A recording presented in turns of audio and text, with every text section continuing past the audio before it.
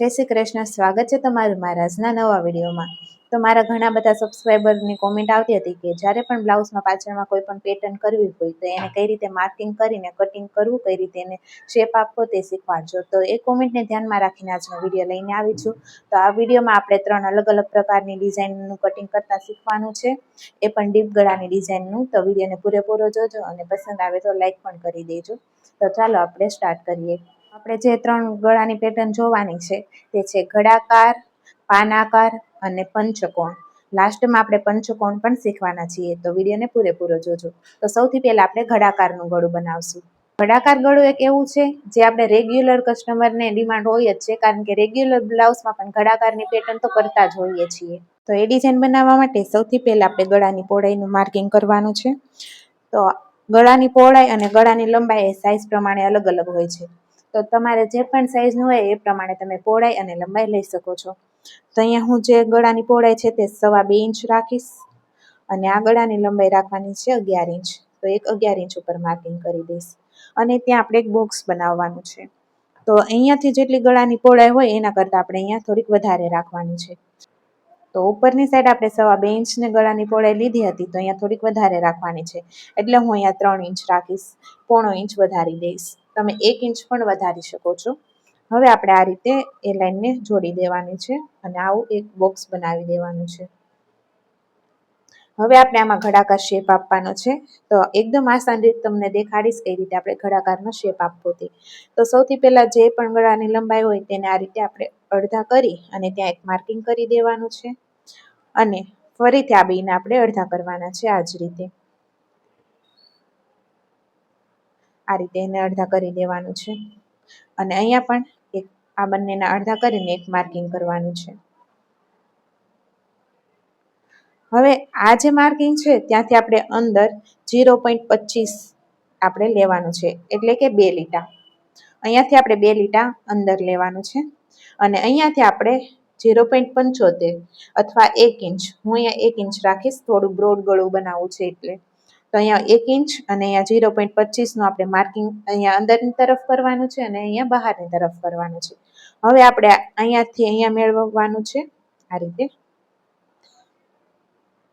પછી આ પાર્ટને આપણે અહીંયા જે સેન્ટર પર આપણે માર્કિંગ કર્યું હતું ત્યાં મેળવવાનું અને ત્યાંથી લઈને આપણે જે 1 ઇંચ બહારની તરફ માર્કિંગ કર્યું ત્યાં લાવવાનું છે અને ત્યાંથી આપણે આ રીતે શેપ આપવાનો છે. આ રીતે આપણું નોર્મલી જે ઘડાકાર બનાવે છે તે શેપ આવી ગયો છે. અને જો તમારે અહીંયાથી થોડુંક વધારે બ્રોડ કરવું હોય તો તમે 1ની જગ્યાએ 1.25 ઇંચ પણ લઈ શકો છો. અને આ 1 ઇંચ બધી સાઈઝમાં આમ ફિક્સ જ છે. આ નોર્મલ આપણે જે ગળા બનાવતા હોય રેગ્યુલર ગળાનું એ પરફેક્ટ જ આવી જશે. તો આપણે આ ઘડાકાર ગળાનું માર્કિંગ થઈ ગયું છે, તમે જોઈ શકો છો એકદમ પરફેક્ટ રીતે. તો હવે આપણે આનું કટિંગ કરી લેવાનું, એટલે તમને શેપ પણ અંદાજ આવી જાય કેવો આવ્યો છે. તો હું આનું કટિંગ કરીને તમને દેખાડી દઉં.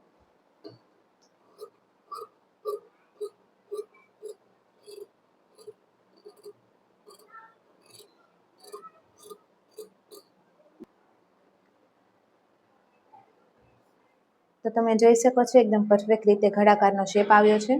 બીજા નંબર ઉપર આપણે શીખવાનું છે પાન આકારનું ગળું. તો એને બનાવવા માટે પણ આપણે ગળાની પહોળાઈ અને લંબાઈ લઈ લેશું. ગળાની પહોળાઈ છે 2.5 ઇંચ, લંબાઈ છે 11 ઇંચ. હવે આપણે ત્યાં પણ બોક્સ બનાવી દેવાનું છે. અહીંયા પહોળાઈ આપણે થોડીક વધારે રાખવાની છે અને પાન આકારનું ગળું છે એટલે હું અહીંયા 3.25 ઇંચ રાખીશ. 1 ઇંચ વધારવાની છું ગળાની પહોળાઈમાં. આ રીતે પાન આકાર જેમ બ્રોડ હશે તેમ વધારે સારું લાગશે. આ રીતે હવે પાન આકારનું કંઈ પણ માર્કિંગ કરવાનું હોતું નથી, માત્ર એને હાથ વડે જ આપણે એકદમ શેપમાં લાવી શકીએ છીએ. તો આ રીતે આપણે અહીંયાથી ગળાનું બનાવવાનું શરૂ કરવાનું છે અને અહીંયાથી થોડુંક બહારની તરફ આપણે કાઢવાનું છે. આ રીતે બહારની તરફ અને પાછું તેને આ રીતે અંદર લઈ લેવાનું છે. આ રીતે જો અહીંયાથી આપણે પોઈન્ટ પાડવાનો છે અને આ રીતે ગોળાઈ આપવાની છે અને અહીંયાથી આપણે થોડીક અંદર ગોળાઈ આપીને આની સાથે મેળવવાનું છે. અહીંયા આડાવડું ન થવું જોઈએ, જેટલી ગળાની પહોળાઈ હોય એટલું જ રહેવું જોઈએ. તો આ રીતે પાન આકારનું પણ માર્કિંગ થઈ ગયું છે. હવે આને પણ હું કટિંગ કરીને તમને દેખાડીશ આનો ફાઇનલ લુક.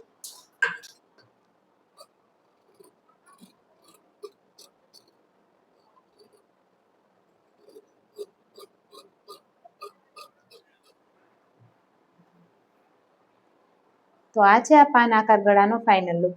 આ પણ કેવો લાગ્યો મને કોમેન્ટ કરીને જરૂર જણાવજો. છે ને એકદમ ઈઝી. હવે આપણે કરવાનું છે પંચકોણ ગળું.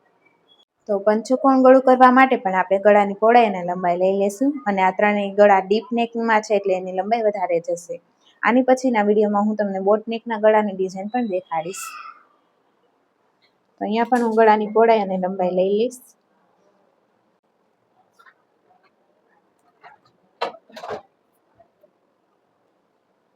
અહીંયા ગળાની પહોળાઈ મેં 3 ઇંચ રાખી છે.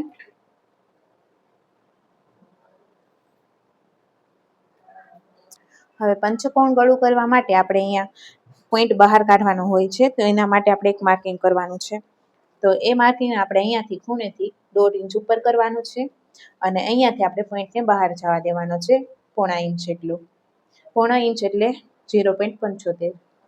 તો હવે આપણે અહીંયાથી આ રીતે હાથ વડે શેપ આપવાનો છે, આવી રીતે. તમે ચાહો તો આ ફ્રેન્ચ કર્વનો પણ યુઝ કરી શકો છો. આનાથી પણ એકદમ પરફેક્ટ શેપ આવે છે, આ રીતે. હવે અહીંયાથી આપણે થોડી અંદર ગોળાઈમાં આપણે માર્કિંગ કરવાનું છે. આને પણ અંદરની તરફ થોડુંક લેવાનું છે અને પછી બહાર આપણે આ રીતે આની સાઈડમાં આપણે મેળવી દેવાનું છે. જો સૌથી પહેલાં તો આપણે લંબાઈ અને પહોળાઈ લઈ લીધી, બોક્સ બનાવી દીધું. અને પછી અહીંયા ખૂણેથી આપણે 1.5 ઇંચ ઉપર લીધું અને 1.5 ઇંચ ઉપર લઈને આપણે બહારની તરફ આ રીતે 75 પોઈન્ટ કાઢ્યો છે. અને ત્યાંથી આ રીતે આપણે શેપ આપ્યો છે. અને ત્યાંથી આપણે અંદરની તરફ આ રીતે થોડી એવી ગોળાઈ આપવાની છે અને આ લાઈન સાથે આપણે મેળવી દેવાની છે. હવે આનું પણ કટિંગ કરીને તમને ફાઇનલ લુક દેખાડી દઉં.